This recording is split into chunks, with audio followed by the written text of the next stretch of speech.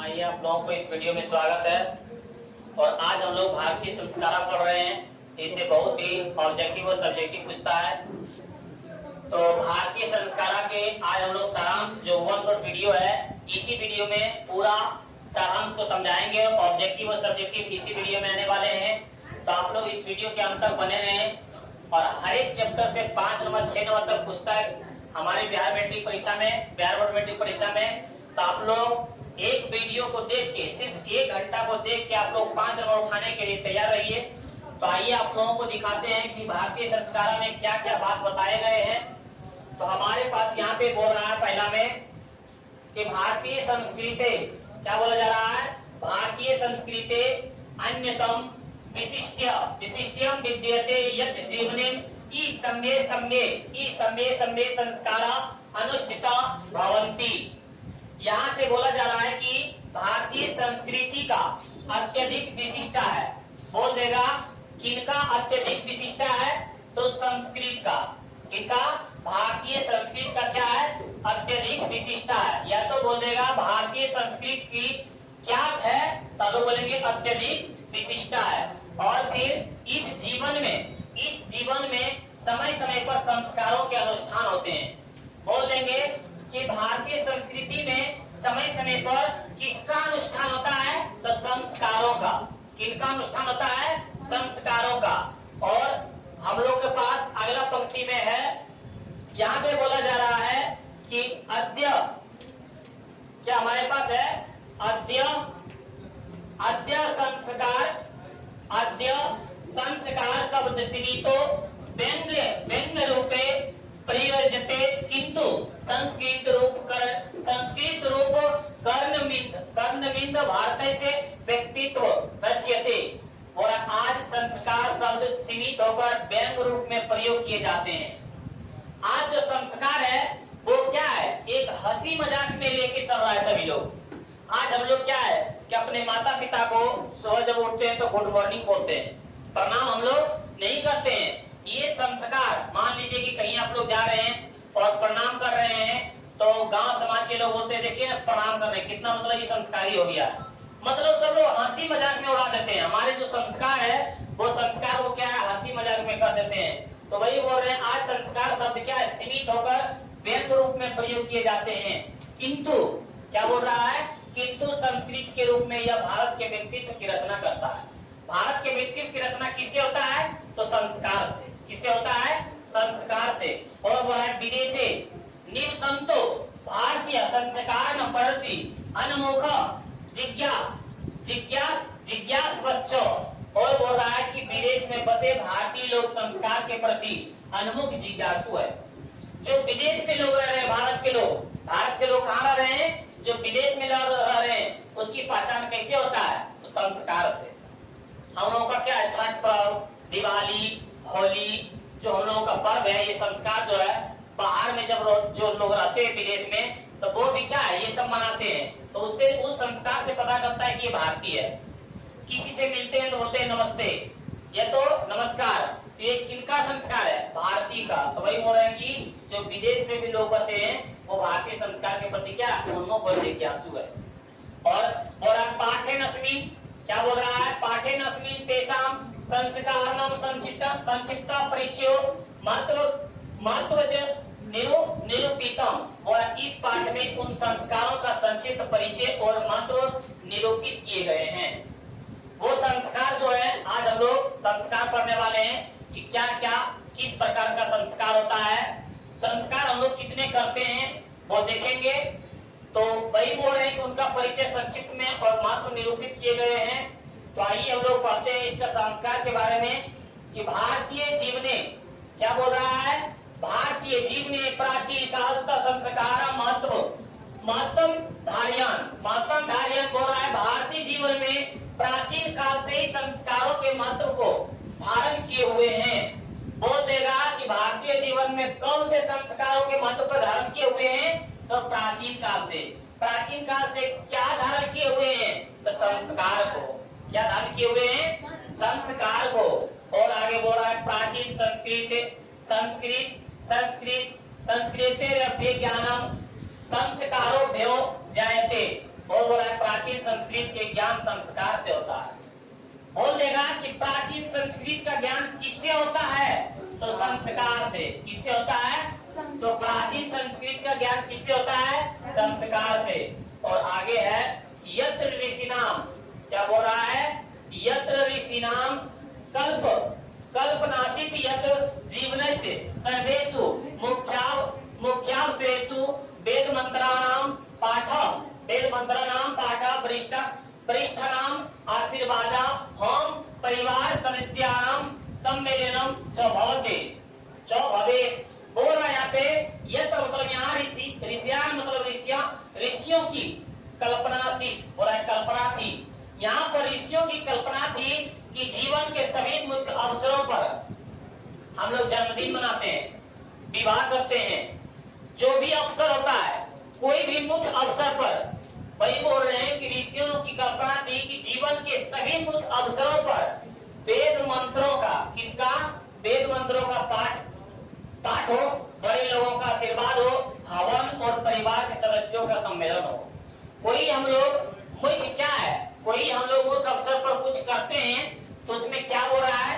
वेदों का मंत्र पढ़ा जाए। हम लोग कुछ मतलब विवाह करते हैं तो उसमें पंडित जो होते हैं वो क्या करते हैं? सुमंगली पढ़ते हैं, तो वेद के मंत्र पढ़ते हैं। तो वही बोल रहे कोई भी मुख्य अवसर पर क्या करते हैं? वेदों का मंत्र, बड़े लोगों का आशीर्वाद लेना चाहिए, हवन करना चाहिए और परिवार के सदस्य को सम्मेलन। हम लोगों के परिवार में कुछ भी मुख्य मतलब महोत्सव होता है तो फुआ, मामी, मौसी सब क्या है? सभी लोग शामिल होते हैं। तो वही बोला परिवार के सदस्यों का सम्मेलन क्या है? होना चाहिए। ये किसका था? ऋषियों की कल्पना थी। और फिर हम लोग अगले में चलते हैं। तत्र सर्व संस्कार नाम संस्कार अनुष्ठाने संभवती। बोला ऐसा सभी संस्कार के अवसर पर ही संभव है।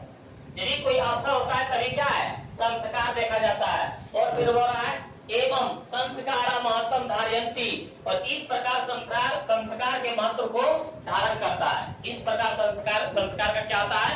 महत्व का धारण करता है। किंचित संस्कार से मौलिक अर्थ परिमार्जन रूप गुना आधान रूप न विस्मर्यते। बोल रहा है कि किंतु, क्या बोल रहा है यहाँ पे? कि किंतु संस्कार का मौलिक अर्थ है शुद्ध होना और गुणों को ग्रहण करना और रूप को नहीं भूलना चाहिए। संस्कार से ही पता चलता है, बोलता है कि तुम्हारा कुल खानदान अच्छा था, इसका संस्कार अच्छा है। वो किससे पता चलता है? संस्कार से। तो वही बोल रहा है कि यदि तुम्हारे अंदर संस्कार है तो शुद्ध होता है। क्या होता है? शुद्ध होता है और गुणों का ग्रहण होता है। किनका ग्रहण होता है? गुणों का, और रूप का नहीं भूलना। तो यही बोल रहा है कि संस्कार से क्या होता है? हम लोग बोलेंगे संस्कार से शुद्ध होना और गुणों का ग्रहण करना और रूप को नहीं भूलना। ये किससे प्राप्त होता है? संस्कार से। तो अगले पंक्ति में फिर है अतः संस्कार मानवस्य कर्मसः। क्या है? अतः संस्कार मानवस्य कर्मसः परिमर्जने दोष अपने गुण आधाने च योगदानम कुर्वन्ति। बोला इसलिए सभी संस्कार मानव के कर्म से शुद्ध करने में और दोष को दूर करने में और गुणों को ग्रहण करने में योगदान करता है।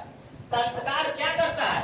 तो हम लोग बोलेंगे संस्कार मानव के कर्म को शुद्ध करता है। संस्कार मानव के कर्म को क्या करता है? शुद्ध करता है, और जो भी दोष होता है उस दोष को दूर करता है और गुण को ग्रहण करने में योगदान करता है। संस्कार क्या करता है? संस्कार मानव के कर्म को शुद्ध करता है, दोष को दूर करता है, जितने भी गुण है उसको ग्रहण करता है। वो किन से? संस्कार से। हमारे अंदर अच्छे संस्कार है, वो संस्कार से हम लोग प्राप्त करते हैं। और फिर ये पंक्ति में देखिए, इस पंक्ति से कितना ऑब्जेक्टिव आने वाला है। इस पंक्ति में बोला संस्कार प्रायेण पंच विद्या संति। बोला संस्कारे प्रायेणे पंच विद्या संति। संस्कार के कितने प्रकार होते हैं? तो 5 प्रकार होते हैं। पंच, तो बोल देगा संस्कार के कितने प्रकार हैं? तो 5 प्रकार के होते हैं। कितने प्रकार के? 5 प्रकार के। कौन कौन? जन्म पूर्व, जन्म से पहले जो हम लोग मां के पेट में रहते हैं तो वो जन्म पूर्व संस्कार। वो कितने होते हैं? अष्ट श्रेष्ठ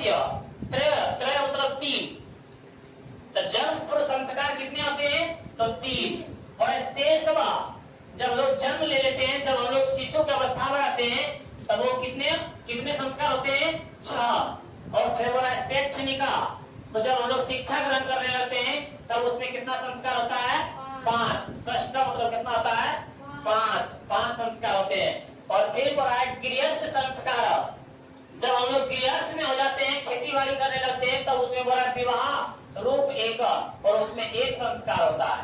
फिर बोला मरणोपरांत संस्कार, संस्कारश्चित, और मरणोपरांत में भी क्या होता है? 1 संस्कार होता है। आइए इसके बारे में हम लोग डिटेल से जानने की कोशिश करेंगे कि संस्कार कितने होते हैं। हम लोग जानेंगे कि संस्कार के प्रकार, क्या बोलेंगे? संस्कार के प्रकार। तो संस्कार कितने प्रकार के होते हैं? तो हम लोग बोलेंगे 5 प्रकार के। कितने प्रकार के होते हैं? 5 प्रकार के। पहला में जन्म पूर्व संस्कार, पहला में हम लोग क्या बोलेंगे? जन्म पूर्व संस्कार। दूसरा में जन्म के बाद शैशव, शिशु अवस्था में जाते हैं, तो हम लोग बोलेंगे शैशवा अवस्था, शैशवा संस्कार। और तीसरा में बोलेंगे हम लोग क्या? शैक्षणिक। क्या बोलेंगे हम लोग? शैक्षणिक, जब हम लोग शिक्षा ग्रहण करते हैं। और चौथा में बोलेंगे गृहस्थ, क्या बोलेंगे? गृहस्थ संस्कार। और 5वां में हम लोग बोलेंगे मृत्युपरांत, मरणोपरांत। क्या बोलेंगे? मरणोपरांत, जब हम लोग मर जाते हैं तब। तो हम लोग 5 संस्कार आगे रखेंगे। आप लोग पहले बताइए, पहला संस्कार जन्म पूर्व संस्कार, दूसरा में शिशु संस्कार, शैशव संस्कार जिसको बोलते हैं, और तीसरा में शैक्षणिक संस्कार, चौथा में हम लोग गृहस्थ संस्कार, और 5वां में मरणोपरांत संस्कार। तो आप लोग को याद हो गया होगा, पहला में जन्म पूर्व संस्कार, दूसरा में शैशव संस्कार, तीसरा बोलेंगे शैक्षणिक संस्कार, चौथा में गृहस्थ संस्कार, और 5वां में मरणोपरांत संस्कार। तो सर आप बताए थे संस्कार 5 है, 5 याद हो गया। तो हम आप बताते हैं कि जन्म पूर्व संस्कार कितने होते हैं? तो 3। जन्म पूर्व संस्कार कितने होते हैं? 3। और शैक्षणिक संस्कार कितने होते हैं? 6। और शैशवा संस्कार कितने होते हैं? 6। और शैक्षणिक संस्कार कितने होते हैं? 5। शैक्षणिक संस्कार कितने होते हैं? 5। और गृहस्थ संस्कार कितने होते हैं? 1। और फिर मरणोपरांत संस्कार कितने होते हैं? 1। सर हम लोग का याद हो गया। हम लोग पहला क्या बोलेंगे कि संस्कार के कितने प्रकार हैं? तो 5। पहला में जन्म पूर्व, दूसरा में शैशवा संस्कार, तीसरा में शैक्षणिक, चौथा में गृहस्थ, 5वां में मरणोपरांत। तो सर जो जन्म पूर्व संस्कार है ना, उसमें 3 संस्कार होते हैं। सर जो दूसरा जो शैशवा संस्कार है उसमें 6 संस्कार होते हैं। सर जो तीसरा है शैक्षणिक संस्कार, उसमें 5 संस्कार होते हैं। सर जो चौथा है गृहस्थ संस्कार, उसमें 1 संस्कार होते हैं। सर जो 5वां संस्कार है मरणोपरांत, उसमें 1 संस्कार होते हैं। तो सर ये 3 संस्कार कौन कौन होते हैं? ये 3 संस्कार हमारा जन्म पूर्व संस्कार, जब हम लोग अपने माँ के पेट में, अपने गर्भ में रहते हैं, तो पहला गर्भाधान, पहला हम लोग क्या बोलते हैं? गर्भाधान संस्कार। दूसरा में पुंसवन संस्कार, और तीसरा में समावर्तनम। क्या हम लोग बोलेंगे? तीसरा में हम लोग क्या बोलेंगे? सीमांतोनयम। क्या बोलेंगे? सीमांतोनयम। ये क्या है? 3 संस्कार है। किसके अंतर आते हैं? तो ये जन्म पूर्व संस्कार आते हैं। और हम लोग बोलेंगे शैशवा संस्कार में, तो शैशवा संस्कार में जात कर्म, पहले क्या बोलेंगे? जात कर्म, दूसरा में नामकरण, तीसरा में निष्क्रम, और चौथा में हम लोग बोलेंगे फिर निष्क्रम के बाद हम लोग बोलेंगे अन्नप्राशन। क्या बोलेंगे? अन्नप्राशन। और फिर 5वां में हम लोग बोलेंगे चूड़ाकर्म। क्या बोलेंगे? चूड़ाकर्म। और छठा में कर्णभेदन। ये हमारा किसमें हो गया? शैशवा संस्कार में। और शैक्षणिक संस्कार में, तो शैक्षणिक संस्कार कौन होता है? जब हम लोग क्या करते हैं? शिक्षा आरंभ करते हैं, तो अच्छारंभ। जब हम लोग बोलते हैं अच्छा आरंभ, पहला में हम लोग शैक्षणिक संस्कार कितने होते हैं? तो 5। कितने होते हैं? 5। तो कौन कौन बोलेंगे? अच्छा आरंभ। दूसरा में उपनयन, तीसरा में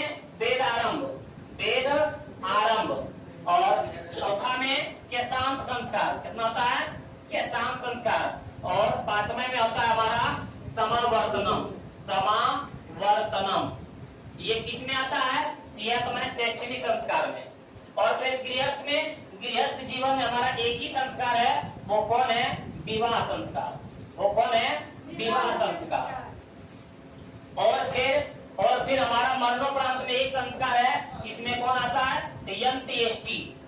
अंत्येष्टि संस्कार। अंत्येष्टि संस्कार जिसको नहीं बोलते हैं कि तुम मर जाएगा तुम्हारा क्या अंतिम संस्कार कर देंगे, यही जो मरणोपरांत है ये क्या है? हमारा अंत्येष्टि संस्कार है।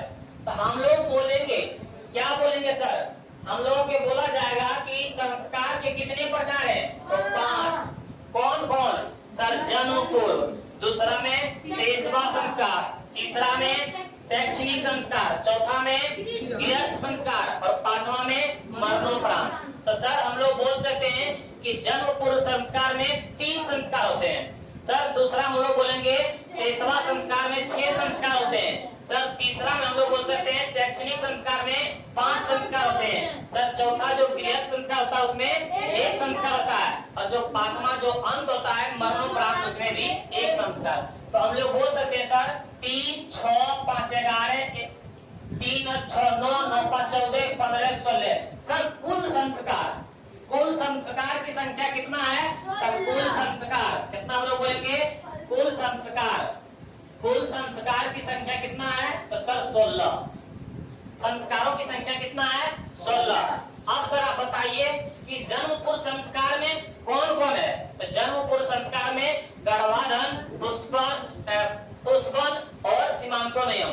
गर्भाधान संस्कार क्या होता है सर? जब बच्चा गर्भ में होता है उसी समय उसकी रक्षा किया जाए। गर्भ में बच्चा की रक्षा करना कौन संस्कार कहलाता है? गर्भाधान संस्कार। पुंसवन संस्कार होता है जब बच्चा गर्भ में हो और उसी समय उसको संस्कार दिया जाए, उसको हम लोग बोलते हैं पुंसवन संस्कार। और सीमांतोनयन सर माँ जो स्त्री के पेट में गर्भ में बच्चा धारण किया है उस स्त्री को प्रसन्न रखना, वो कौन संस्कार कहलाता है? तो सीमांतोनयन।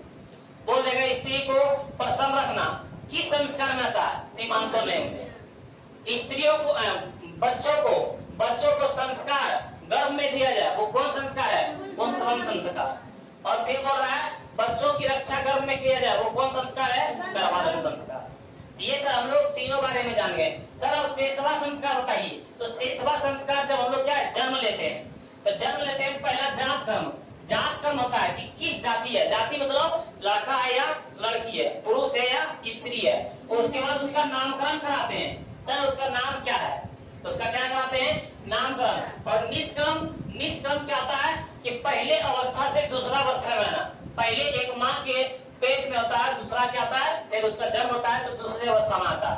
अन्नप्राशन जब बच्चा 4-5 महीना, 6 महीना, 7 महीना का हो जाता है तो वो क्या है? वो अन्न खाने के लिए कुछ मतलब प्रेरित होता है। फिर चूड़ाकर्म में सर उसका मुंडन कराया जाता है। तो उसे क्या कराया जाता है? मुंडन। और कर्ण भेदन मतलब फिर कान में इसको क्या किया जाता है? कान भेदा जाता है, कंडूल जिसको पहनाता है। और फिर सर तीसरा संस्कार जो शैक्षणिक संस्कार था उसमें 5 संस्कार होते हैं। कितने संस्कार होते हैं? 5 संस्कार। अक्षरारंभ हम किसको बोलते हैं? जिसमें बच्चा लोग को लिखना ख लिखना सीखते हैं या तो कोई संख्या लिखना सीखते हैं। हम लोग बचपन में किसे सीखते थे? हम लोग बचपन में सिखाते थे हम लोग का कि सड़क का रोड, पुलिस का डंडा, मुर्गी का अंडा, उसका पूछ। इस तरह हम लोग क्या है बचपन में हम लोग क्या धीरे धीरे करके क्या है सीखते थे। तो उसी में बोल रहा है अक्षरारंभ। फिर उपनयन मतलब क्या होता है? अभी हम लोग क्या है कि कोई बच्चा स्कूल जाता है पढ़ने के लिए, लेकिन पहले क्या होता था कि एक गुरु बच्चा को अपने आश्रम पर ले जाता था पढ़ाने के लिए, तो उसी को क्या बोलता है? उपनयन।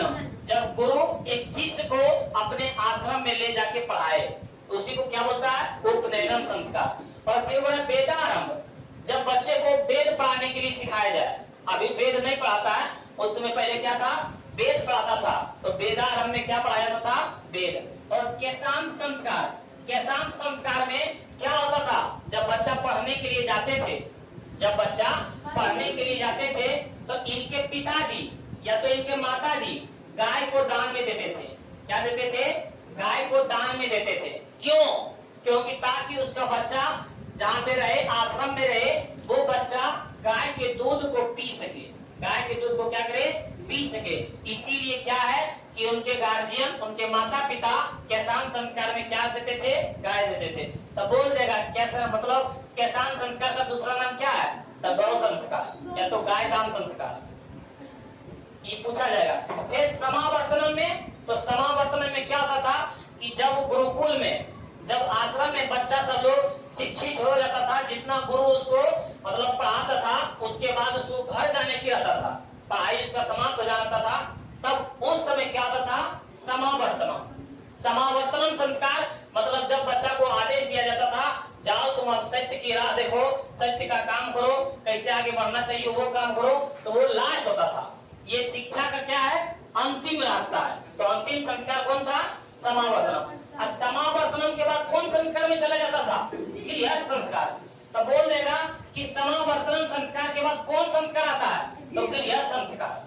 कौन संस्कार आता है, गृहस्थ संस्कार। और गृहस्थ संस्कार में कौन होता है, विवाह संस्कार।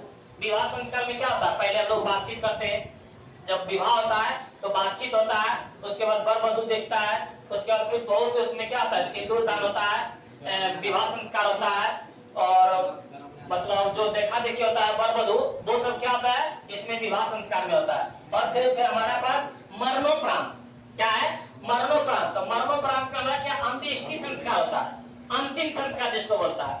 तो ये हमारा क्या था, ये पूरा संस्कार के बारे में।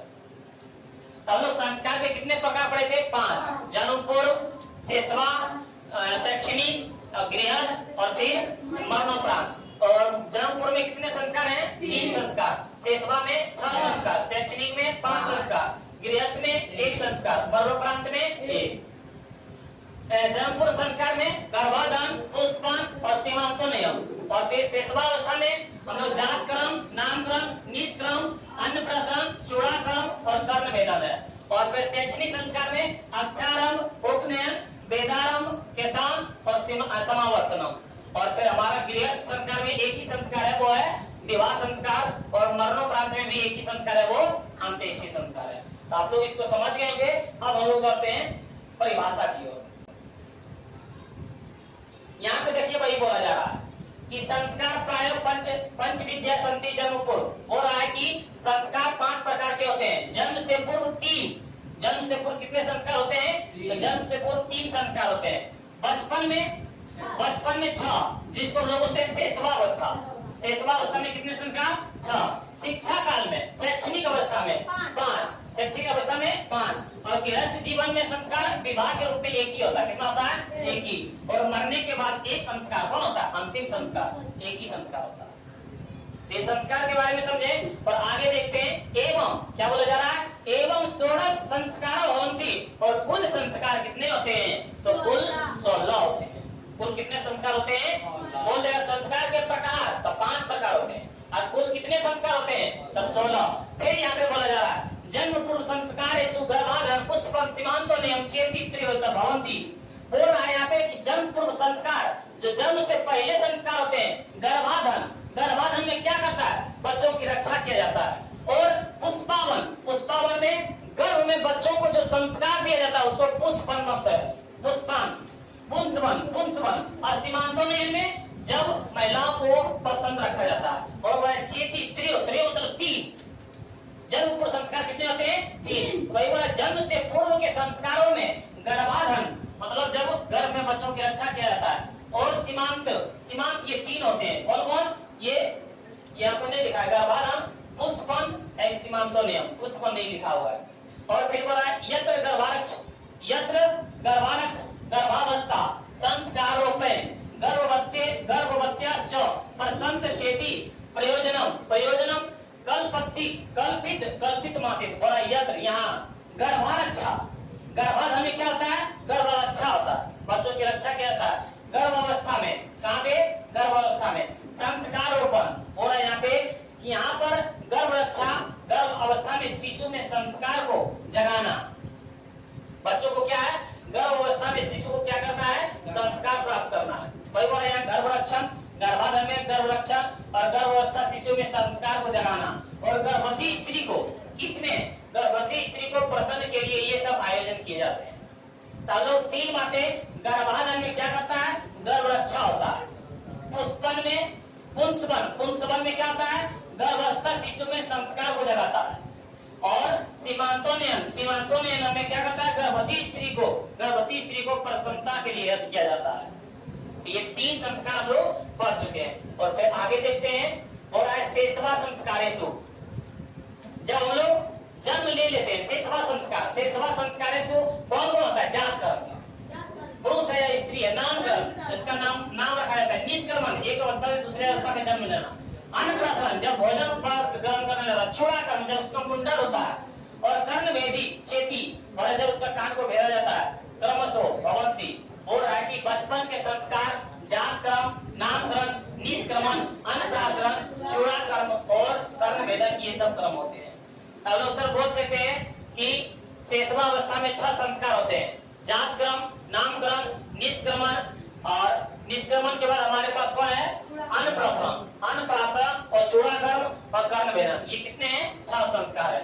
और फिर बोला शिक्षा संस्कारेषु, मतलब शैक्षणिक अवस्था में अक्षरम, जब क्या करता है, जब अक्षर आरंभ करता है, लिखने प्रारंभ करता है। उपनयनम, उपनयनम, जब गुरु एक शिष्य को अपने आश्रम में ले जाता है, उसको बोलते हैं उपनयनम।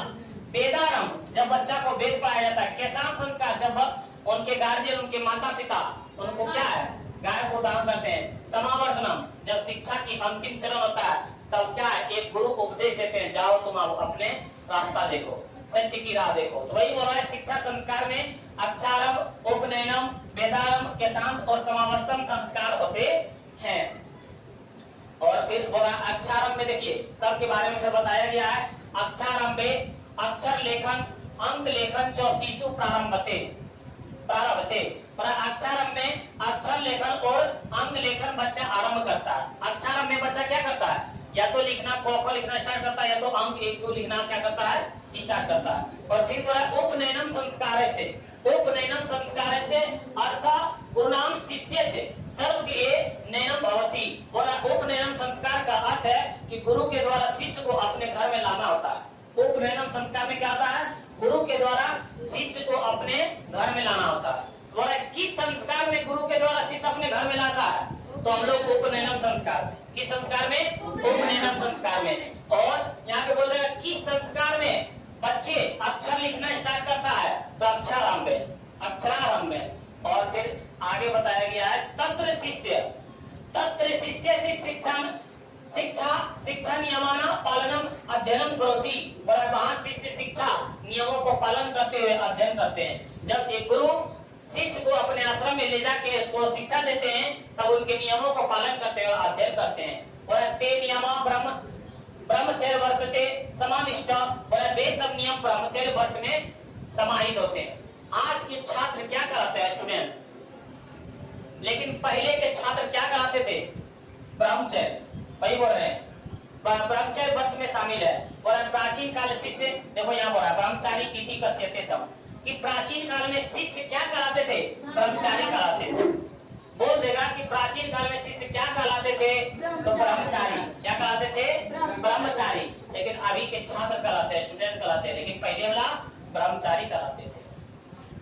और फिर गुरु गृहे देव, क्या बोल रहा है, गुरु गृहे देव शिष्य वेदारंभ करोति सम, और गुरु गृह में ही शिष्य वेदारंभ करते हैं। और गुरु के घर में ही क्या करते थे, वेदारंभ ग्रहण करते थे।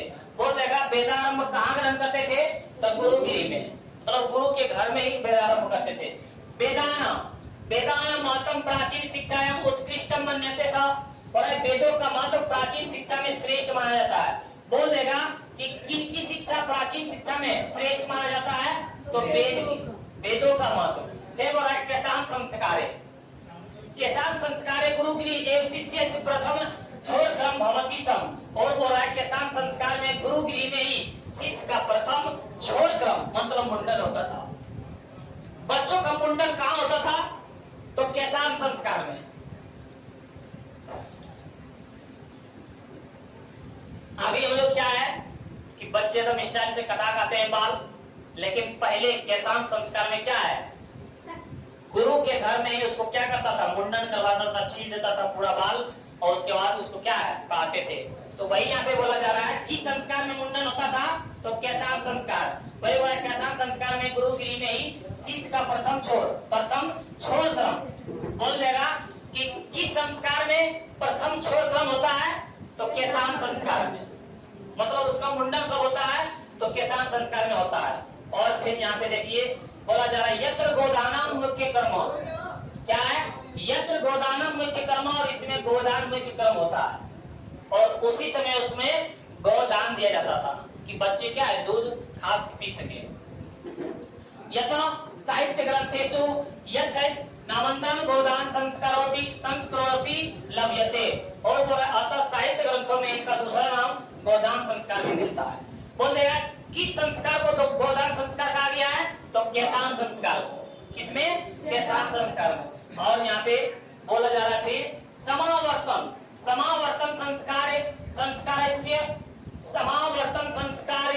संस्कारस्य योद्देश्य शिष्यस्य गुरु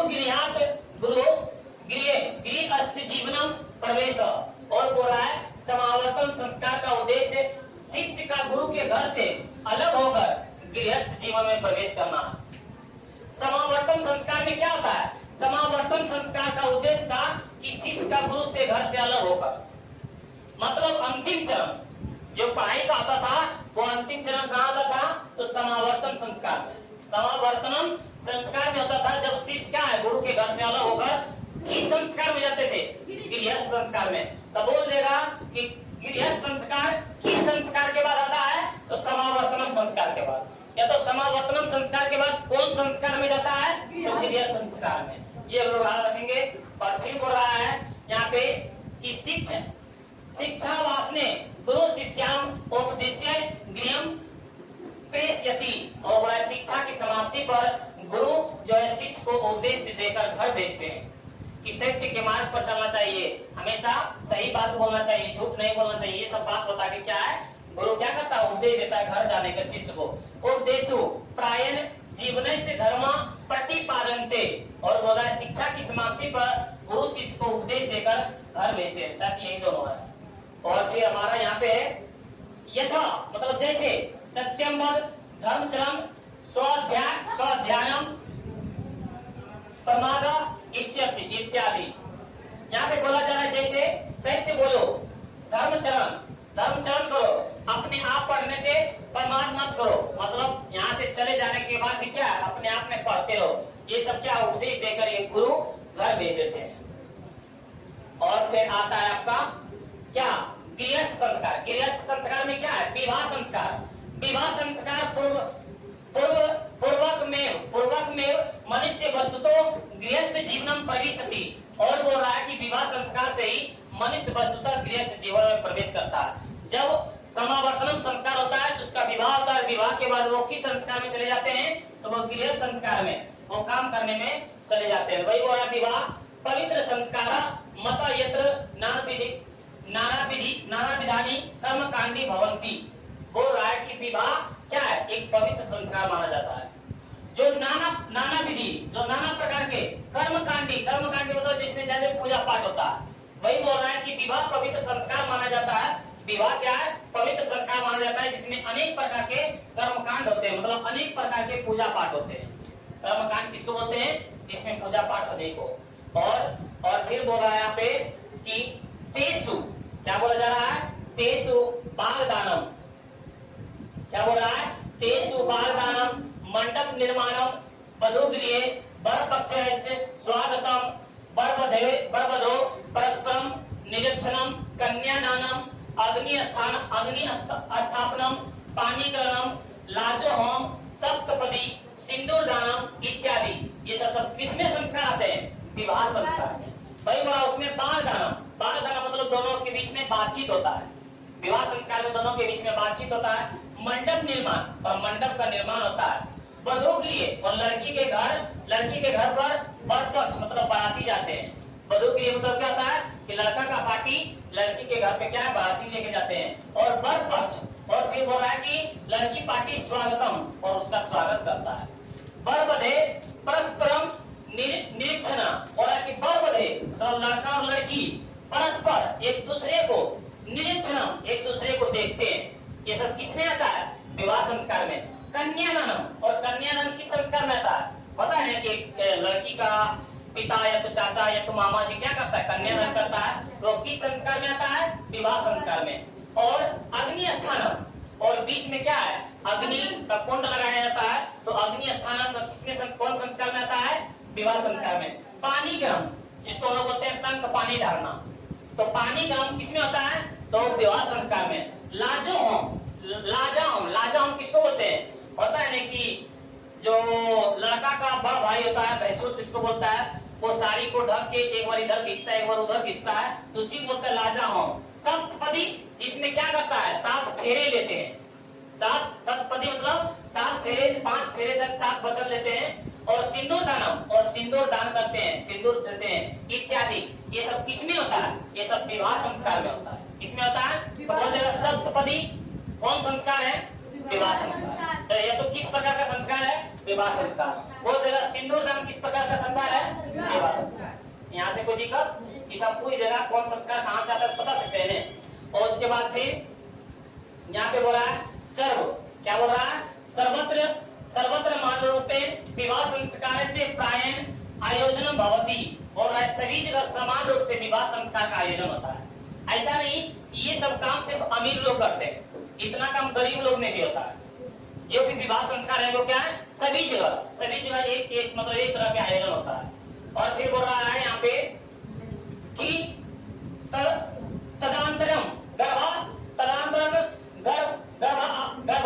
गर्भाधान का संस्कार पुरावर्तनम जीव चक्रम च भ्रमति, और बोला उसके बाद गर्भाधान आदि संस्कार की पुनरावृत्ति करते हुए जीवन चक्र घूमता है। और फिर बोला कि जो महिला होती है वो क्या होती है, गर्भवती होती है, और उससे भी जन्म पैदा लेता है बच्चा, और फिर क्या है, फिर वही काम स्टार्ट होता है।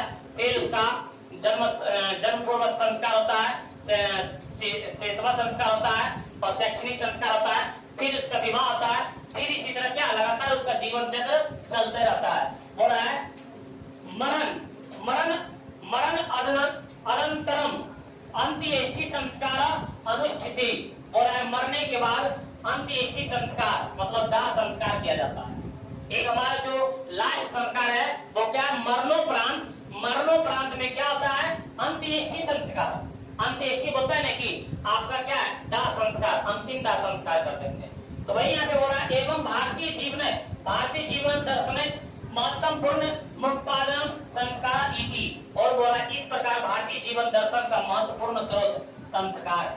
ये सब क्या है, संस्कार में है। और आपका ये सारांश था इतना, और इसी सारांश से क्या है, पूरा ऑब्जेक्टिव और सब्जेक्टिव बोलने वाले हैं। तो आइए हम लोग इसका ऑब्जेक्टिव देखते हैं, इसमें क्या ऑब्जेक्टिव पूछा गया है। तो भारतीय संस्कार के आज हम लोग ऑब्जेक्टिव पढ़ने वाले हैं। आप लोग सही जवाब दीजिएगा कि कितने ऑब्जेक्टिव में आप लोग कितना सही किए हैं। तो यहाँ पे बोल रहा है भारतीय संस्कार का पहला ऑब्जेक्टिव है, भारतीय संस्कार का क्या है, पहला ऑब्जेक्टिव है कि संस्कार प्राय कितने प्रकार के होते हैं। तो आपको बताइए कितने प्रकार के होते हैं, 5, 6, 3, 12, 5। कौन कौन होता है, हम लोग पहले बोलेंगे जन्मपूर्व संस्कार, दूसरा में सेवा संस्कार, तीसरा में शैक्षणिक संस्कार, चौथा में गृह संस्कार, और पांचवा में मरणोपरांत। हमारा राइट आंसर हो जाएगा ए। और क्वेश्चन नंबर हम लोग देखते हैं दूसरा। क्वेश्चन नंबर दूसरा है कि केशांत संस्कार किसके अंतर्गत आता है। तो केशांत संस्कार में क्या करते थे, मुंडन करते थे, और मुंडन करते थे कहाँ पे, शैक्षणिक संस्कार में। कहाँ पे, तो शैक्षणिक संस्कार 6 प्रकार के होते हैं, तो उसी के अंतर आता है। तो शिक्षा काल में, कहाँ पे, शिक्षा काल में, जो हमारा राइट आंसर हो जाएगा डी। अब क्वेश्चन हम लोग करते हैं 3 की ओर। 3 में बोल रहा है चूड़ा कर्म संस्कार किसके अंतर्गत आता है। तो चूड़ा कर्म संस्कार, तो चूड़ा कर्म संस्कार में क्या होता है, ये कहाँ आता है चूड़ा कर्म संस्कार। तो चूड़ा कर्म संस्कार हमारा, चूड़ा कर्म संस्कार किसमें आता है, सेवा संस्कार में। कहाँ आता है, सेवा संस्कार में। जब बच्चे बताए यहाँ पे सेवा संस्कार कहाँ है, हमारा ऑप्शन हो जाएगा सी। अब क्वेश्चन हम लोग देखते हैं 4 की ओर। शिक्षा संस्कार कितने हैं, तो शैक्षणिक, पहला हम लोग जन्मपूर्व संस्कार 3 होते हैं, दूसरा में सेवा संस्कार में 6 संस्कार होते हैं, शैक्षणिक संस्कार में 5 होते हैं। तो शैक्षणिक संस्कार में 5 की 4 की 3 की 6 5, हमारा जो राइट आंसर हो जाएगा ए। अब क्वेश्चन हम लोग देखते हैं 5 की ओर कि मंडप का निर्माण किस संस्कार में। तो मंडप का अब क्वेश्चन नंबर हम लोग देखते हैं 6 नंबर की कन्यादान किस संस्कार में। आप लोग बताइए कन्यादान किस संस्कार में आता है? तो कन्यादान में किस संस्कार में आता है? विवाह संस्कार में। और हम लोग बढ़ते हैं अगला क्वेश्चन है 7 नंबर में कि मरने के बाद कौन संस्कार होता है? तो मरने के बाद मरणोपरांत में होता है अंत्येष्टि संस्कार। तो बोल रहा है दाह संस्कार। हमारा राइट आंसर क्या जाएगा? ए, दाह संस्कार।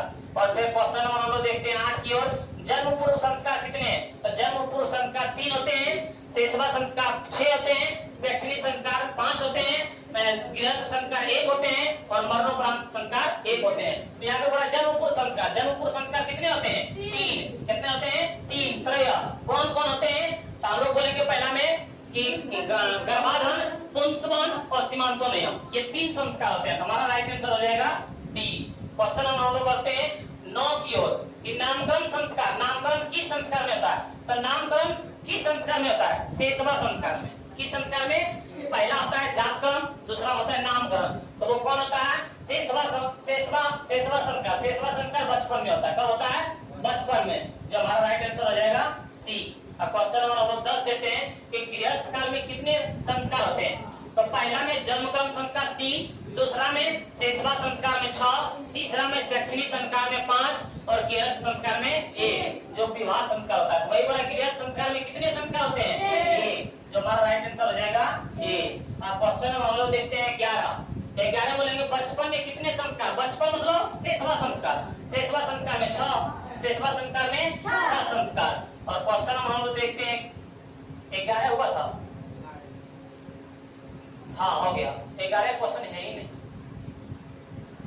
यहाँ पे लेते फिर बचपन में कितने संस्कार हैं?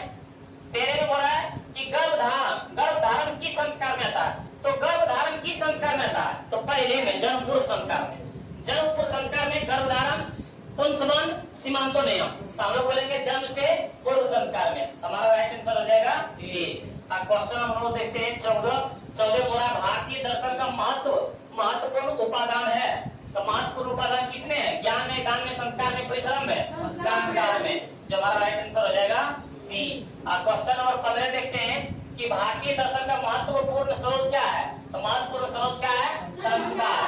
जो हमारा राइट आंसर हो जाएगा ए। तो आप लोग अभी तक कितने जवाब दे चुके हैं? 15 जवाब दे चुके हैं। तो आप बताइए 15 में से 15 कितना जवाब दिए? कमेंट बॉक्स में एक बार जरूर कमेंट करें।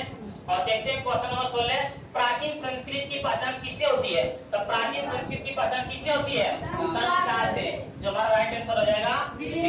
अब क्वेश्चन नंबर हम लोग देखते हैं 17 बोल रहा है 17 में कि सीमांतोनयन किस प्रकार का समान संस्कार है? तो जब हम लोग को पढ़ाई पूरे समाप्त हो जाता था, सीमांतोनयन कब? जन्म पूर्व संस्कार में।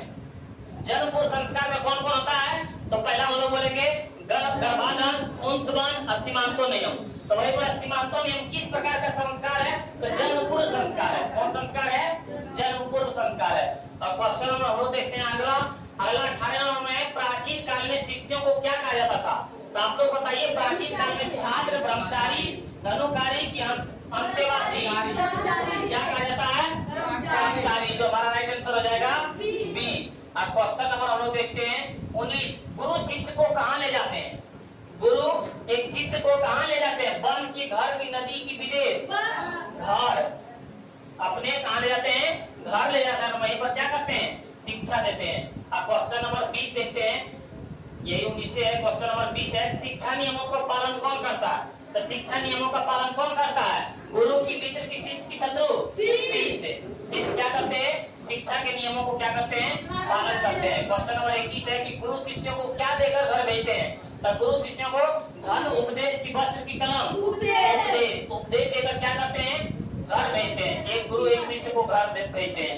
अब क्वेश्चन नंबर देखते हैं हम लोग 22 में बड़ा प्राचीन काल में शिष्य वेदारंभ कहाँ करते थे? तो प्राचीन काल में शिष्य जो होता है वेदारंभ कहाँ करते थे? पिता के घर में कि माता के घर में, विद्यालय में कि गुरु के घर में? गुरु के घर में क्या है? विद्यारंभ करते थे, वेदारंभ करते थे। अब क्वेश्चन नंबर 23 है भारतीय संस्कृति का परिचय किसमें दिखाई पड़ता है? तो भारतीय संस्कृति का परिचय किसमें दिखाई पड़ता है? संस्कार में। जो हमारा राइट आंसर हो जाएगा बी। अब क्वेश्चन नंबर हमारे पास 24 है। बात यही तो दोनों है। 24 हमारे पास 24 नहीं है, होता है पानी ग्रह किस संस्कार में होता है? आप लोग बताइए, शंख पानी कौन संस्कार में होता है? विवाह संस्कार में। कौन संस्कार में होता है? जो हमारा राइट आंसर हो जाएगा सी। अब क्वेश्चन नंबर 26 देखते हैं। क्वेश्चन नंबर 26 है, विवाह संस्कार के अंतर्गत क्या नहीं आता है? तो विवाह संस्कार के अंतर्गत क्या नहीं आता है? वो हो रहा है गोदान। विवाह संस्कार में हम लोग क्या दान करते हैं? ये हमारा गलत है। बालदान विवाह संस्कार में हम लोग बातचीत करते हैं, कन्यादान भी होता है, सिंदूर दान भी होता है, लेकिन ये गोदान क्या होता है? नहीं आता। तो विवाह संस्कार के अंतर्गत क्या नहीं आता है? तो गोदान संस्कार नहीं आता है। और क्वेश्चन नंबर हम लोग देखते हैं 27 कि कब गुरु शिष्यों को उपदेश देकर घर भेजते हैं? तो कब गुरु जो है शिष्यों को उपदेश देकर घर भेजते हैं?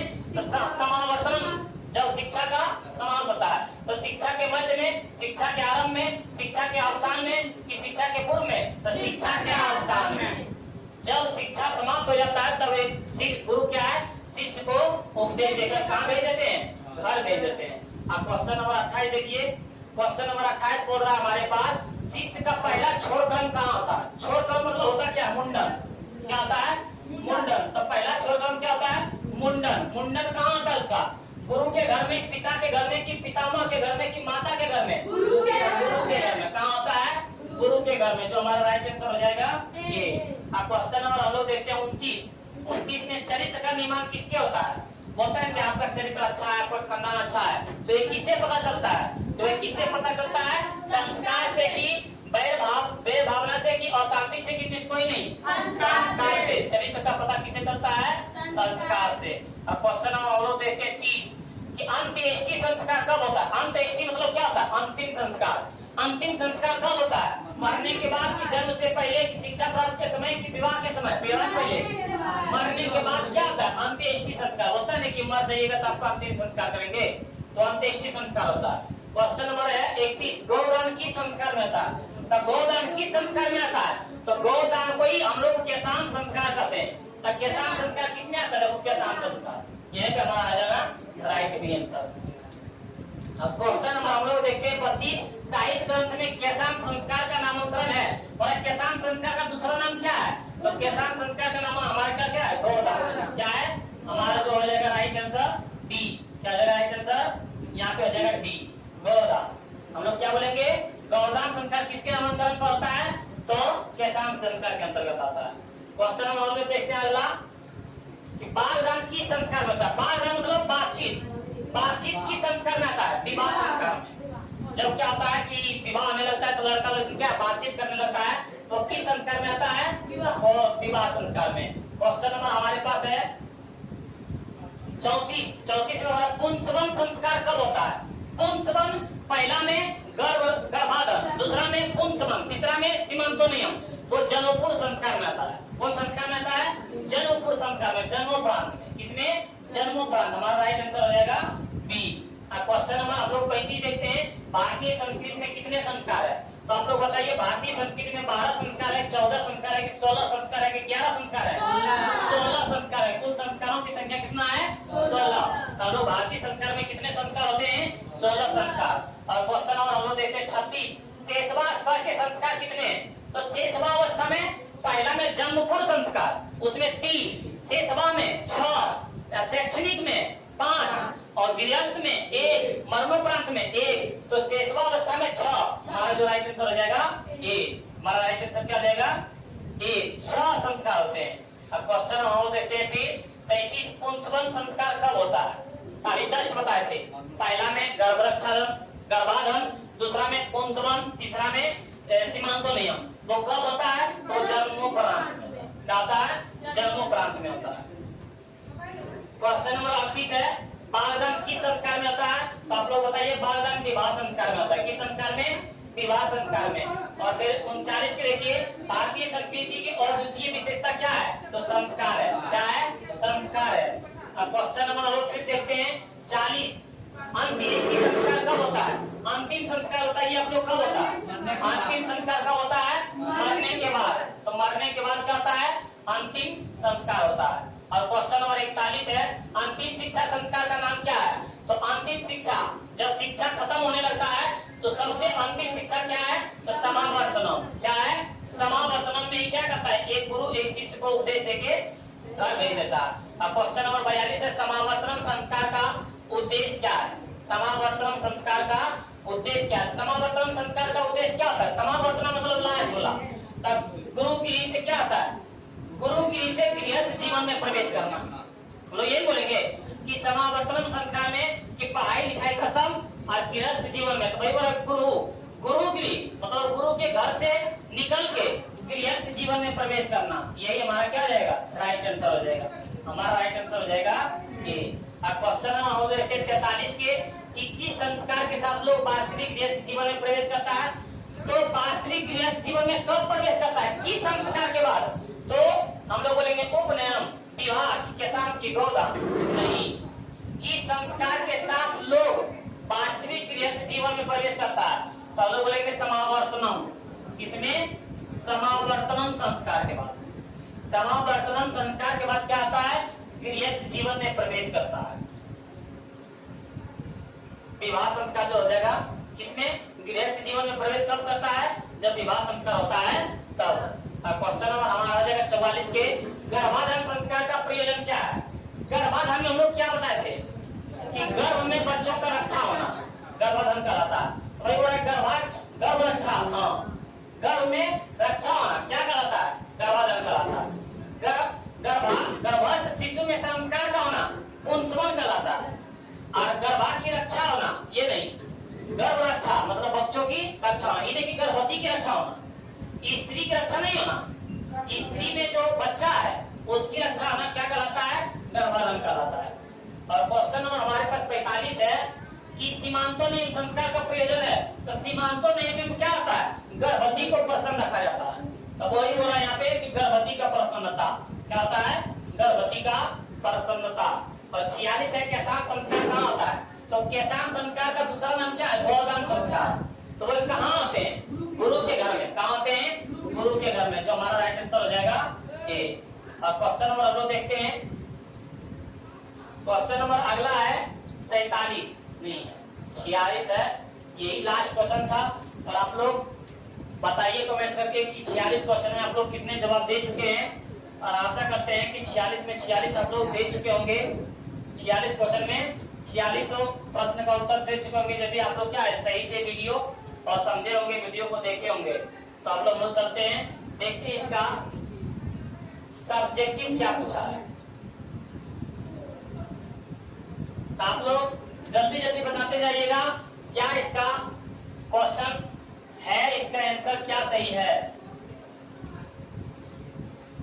पहला क्वेश्चन आता है हमारे पास शैक्षणिक संस्कार कौन कौन है? शिक्षा संस्कार कौन कौन आता है? तो पहला में हम लोग बोलेंगे अच्छा। पहला में क्या बोलेंगे हम लोग? अच्छा नाम। उसके बाद उपनयनम, जब गुरु क्या करता है? शिष्य को अपने घर ले जाते हैं। और तीसरा में वेदानम, उसको बच्चा को मतलब वेद पढ़ाने के लिए सिखाते हैं। और चौथा में किसान संस्कार। किसान संस्कार में क्या होता है? मुंडन होता है, उसी को हम लोग गोदान संस्कार बोलते हैं। और सबसे लास्ट का समावर्तनम संस्कार। तो वही तो बात यहाँ लिखा हुआ है, यहाँ पे वही लिखा हुआ है। क्या है कि शैक्षणिक संस्कार में अच्छारंभ, उपनयनम, वेदारंभ, मुंडन में यहाँ पे हो जाएगा किसान संस्कार। क्या हो जाएगा? किसान। और समावर्तनम संस्कार आदि होते हैं। और फिर देखते हैं हम लोग अगले क्वेश्चन की ओर। वो है भारतीय संस्कृत पाठ के आधार पर स्पष्ट करें कि संस्कार कितने तथा उनके नाम क्या है, अथवा संस्कार कितने प्रकार के होते हैं, कौन कौन। तो हम लोग पढ़े कि संस्कार कुल 16 है। जन्म से पूर्व 3 और गर्भाधान, पुंसवन और सीमांतों में ये जन्म से पूर्व है संस्कार होते हैं। फिर बोला शेषवावस्था में 6 संस्कार होते हैं। शेषवावस्था में कितने संस्कार? 6 संस्कार। कौन कौन? जात कर्म। कौन कौन हम लोग बोलेंगे? जात कर्म, फिर नामकरण, निष्क्रमण, अन्नप्राशन, चूड़ाकर्म और कर्मभेद। ये तो हम लोग आज भी कर चुके हैं। और फिर बोला है कि 5 शैक्षणिक संस्कार होते हैं। शैक्षणिक संस्कार कितने? 5। अक्षारंभ, उपनयनम, वेदारंभ, किसान और समावर्तनम। और फिर हमारे पास चौथा संस्कार जो था, चौथा संस्कार कौन था? बोला यौवनावस्था में विवाह संस्कार। गृहस्थ जीवन में कौन होता है? विवाह संस्कार तथा व्यक्ति की मृत्यु के बाद उसका अंत्येष्टि संस्कार होता है। हम लोग बोलेंगे सर संस्कार 16 होता है। संस्कार कितने होते हैं? 16। और संस्कार के सर 5 प्रकार होते हैं। पहला में जन्म पूर्व, दूसरा में शेषवावस्था, तीसरा में शैक्षणिक, चौथा में गृहस्थ और पांचवा में मरणोपरांत। तो सर हम लोग जन्म पूर्व संस्कार 3 पढ़े थे। कौन कौन पढ़े थे सर?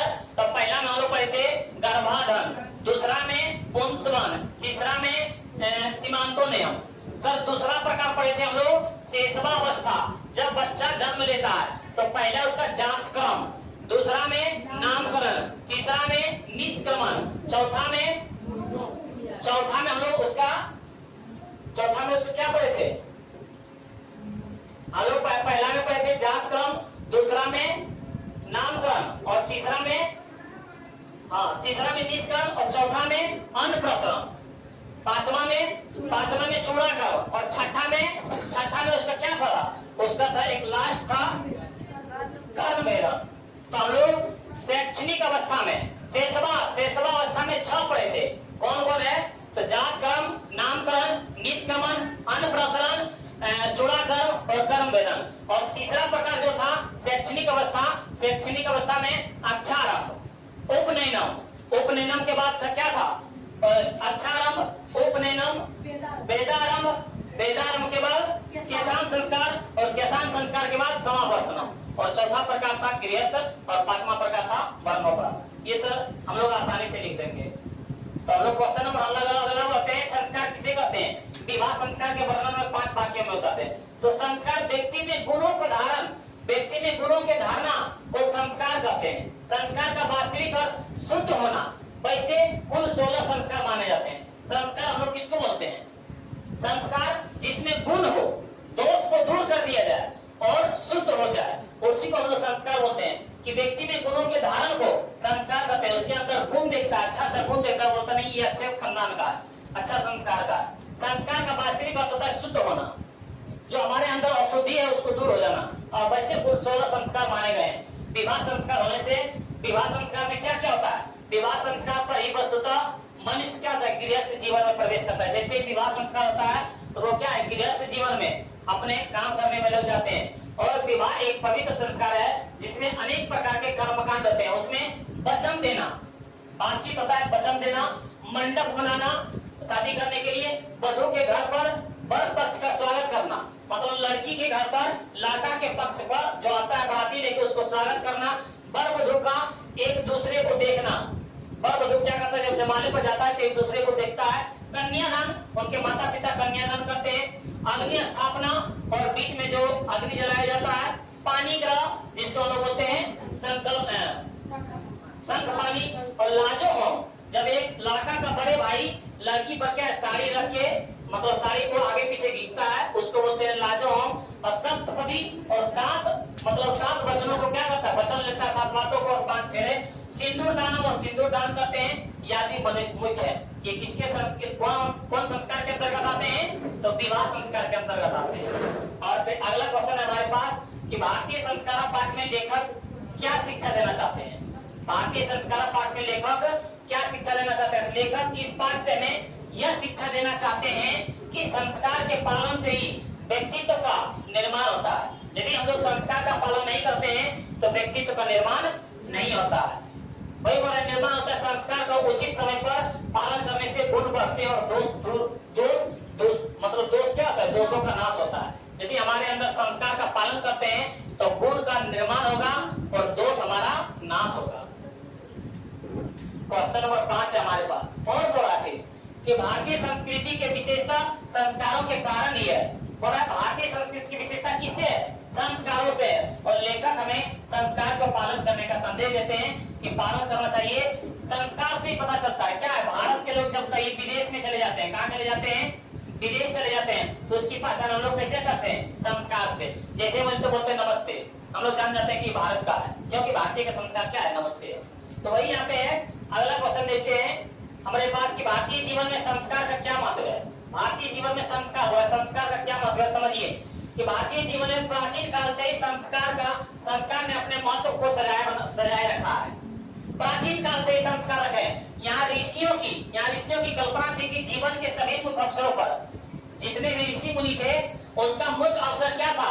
कि कोई भी आप उत्साह करें, कोई भी आप पार्टी फंक्शन करें तो उसमें पंडित जी से वेद मंत्र जरूर पढ़वाएं, बड़ों से आशीर्वाद जरूर लें, और जितने भी परिवार हैं एक साथ जरूर हो। ये किनका मानना था? ये ऋषियों का अवसर था, वही कल्पना था कि जीवन के सभी मुख्य अवसर पर, कुछ भी हम लोग बर्थडे मनाते हैं, शादी विवाह करते हैं, कुछ भी करते हैं, तब वेद मंत्र का पाठ जरूर कराएं। मतलब जो पंडित जी क्या करते हैं, मंत्र पढ़ते हैं, बड़ों का आशीर्वाद भी लें, हवन भी कराएं, एवं परिवार के सदस्यों का सम्मेलन होना चाहिए। यही क्या करता है? संस्कार है। यही बोलते हैं संस्कार कराते हैं। और संस्कार दोषों को दूर करता है। संस्कार क्या करता है? दोष को दूर करता है। भारतीय जीवन दर्शन का महत्वपूर्ण स्वरूप संस्कार है। संस्कार से क्या आपके अंदर आ जाता है, तो दोष को क्या है, जितने आपके अंदर दोष है वो दूर हो जाता है, और गुण क्या है, आप में वृद्धि होता है। क्वेश्चन नंबर 6 देखते हैं, किसान संस्कार को गोदान संस्कार ही कहा जाता है, क्यों? समझिए, किसान संस्कार को हम लोग गोदान संस्कार क्यों कहते हैं? तो किसान संस्कार में गुरु के घर में ही शिष्य का प्रथम छोड़ क्रम मतलब हजामत मुंडन होता है। हम लोग अभी क्या है, अभी तो बच्चा स्टाइल से मतलब बाल कटा के आते हैं, लेकिन पहले में किसान संस्कार में क्या होता था? बच्चे का मुंडन होता था। जब गुरु शिष्य को ले जाते थे तो उसका मुंडन, पूरे बाल को मुंडन करवाते थे। तो वही वाला किसान संस्कार में गुरु के घर में क्या है, शिष्य का प्रथम छोड़कर मतलब हजामत होता है, उसका मुंडन होता है। उसका क्या होता है? मुंडन होता है। इसमें छात्र के घर वाले इसमें छात्र के घर वाले गुरु के यहाँ गाय क्या है, दान देते थे। गाय क्या करते थे? दान देते थे। इसलिए किसान संस्कार को गोदान संस्कार कहा जाता है। जो भी जिनके भी शिष्य होते हैं, जिनके भी बच्चे होते थे, उनके गार्जियन गुरु के पास आके गौ दान करते थे, गाय दान। क्यों? ताकि हमारा बच्चा दूध खा सके, क्योंकि घर से दूर होता था। जितने भी पहले बच्चे पढ़ते थे वो गुरु आश्रम में पढ़ते थे, गुरु के घर में ही पढ़ते थे, तो गुरु को क्या दान में देते थे? गोदान। इसीलिए किसान संस्कार को कौन संस्कार कहा गया? गोदान संस्कार कहा गया। और क्वेश्चन हम लोग पढ़ते हैं अगला 7वां में कि भारतीय संस्कार पाठ का 5 वाक्यों में परिचय है। कितने वाक्यों में परिचय है? 5 वाक्यों में। तो भाई यहाँ पे बोला भारतीय संस्कार 5 वाक्यों में। भारतीय संस्कार 5 भारतीय संस्कार पाठ भारतीय संस्कारों का महत्व बताता है। संस्कार का क्या बताता है?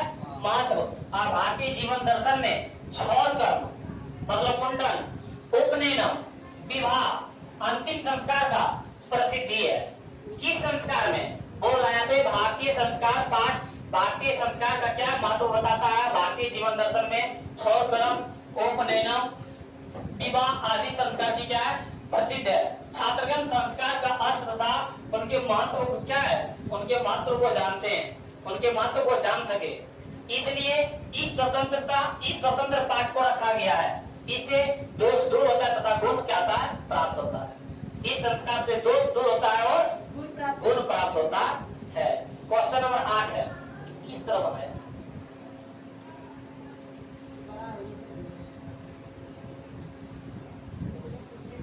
भारतीय संस्कार पाठ के आधार पर बताएं कि संस्कार कितने हैं तथा जन्मपुर संस्कार के नाम है। तो भारतीय संस्कार के आधार पर संस्कार कितने हैं? 16। और जन्मपुर संस्कार कितने होते हैं? 3। गर्भाधान, पुंसवन, सीमांतो नियम। तो वही यहाँ पे बोल रहा है भारतीय संस्कार पाठ के आधार पर कुल संस्कार 16 हैं और जन्मपुर संस्कार 3 होते हैं। जन्मपुर संस्कार कितने होते हैं? 3। कौन कौन होते हैं? गर्भाधान, पुंसवन और सीमांतो नियम। जब बच्चा जन्म नहीं लेता है तो उनसे पहले कितने संस्कार होते हैं? 3। गर्भाधान में क्या होता है? बच्चों के गर्भ में ही रक्षा होना, उसको गर्भाधान कहते हैं। और पुंसवन संस्कार किसको कहते हैं? तो जब बच्चा पेट में रहता है, गर्भ में रहता है, उसको संस्कार दिया जाता है, उसको पुंसवन संस्कार कहते हैं। और सीमांतो नियम किसको कहते हैं? तो गर्भवती को प्रसन्न रखना, ये क्या कहलाता है? सीमांतो नियम। तो गर्भवती को प्रसन्न रखना किस संस्कार में आता है? सीमांतो नियम संस्कार में आता है। अब क्वेश्चन हम लोग लास्ट देखते हैं, नंबर क्वेश्चन है हमारे पास कि भारतीय संस्कार पाठ में लेखक का क्या विचार है। जो हम लोग भारतीय संस्कार पढ़ रहे थे उसके बारे में लेखक का क्या परिचय है। तो बोल रहा है भारतीय संस्कार पाठ में लेखक का विचार है कि मनुष्य के व्यक्तित्व का निर्माण सुसंस्कार से होता है। मनुष्य के व्यक्तित्व का निर्माण मनुष्य को जान पहचान किससे होता है? तो व्यक्ति के संस्कार से होता है। संस्कार आपका खराब है तो आपका बोलेगा कुल खानदान खराब है। संस्कार आपका अच्छा है तो उससे क्या होता है, आपका निर्माण होता है, व्यक्ति का निर्माण होता है, व्यक्ति की पहचान होता है। इसलिए विदेशों में भी क्या सुसंस्कार के प्रति उन्मुख और जिज्ञासु है। इसलिए बोल रहा है कि विदेश में भी जाके अपने भारतीय रीति रिवाज को क्या करता है, बनाए रखता है। भाई बोल रहा है कि उन्मुख और जिज्ञासु रखता है। ये क्या था आपका संस्कृत साहित्य का सारांश, ऑब्जेक्टिव और सब्जेक्टिव था। पूरा इसी वीडियो में है। आप लोग यदि समझे होंगे तो लाइक शेयर और सब्सक्राइब जरूर करें।